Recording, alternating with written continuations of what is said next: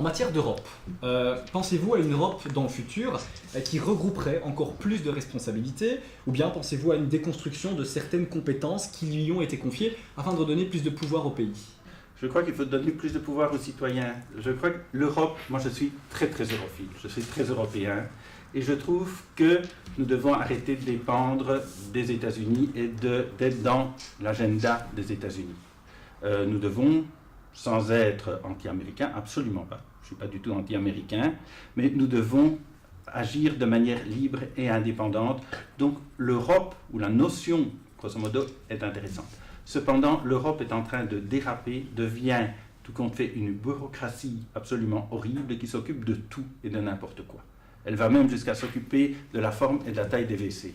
Je crois que ça, il faut arrêter cette Europe bureaucratique, cette Europe qui finalement est liberticide, parce qu'elle essaie de tout régenter, un peu à la manière de Colbert. Je crois qu'il faut arrêter cette Europe pour en revenir finalement à un projet de libération et de libération du citoyen et de non-dépendance du citoyen vis-à-vis de l'extérieur. Oui, je voulais ajouter qu'au moment du traité de Rome, un des principes fondamentaux de l'Europe était le principe de subsidiarité et qu'on l'a complètement oublié depuis quelques années.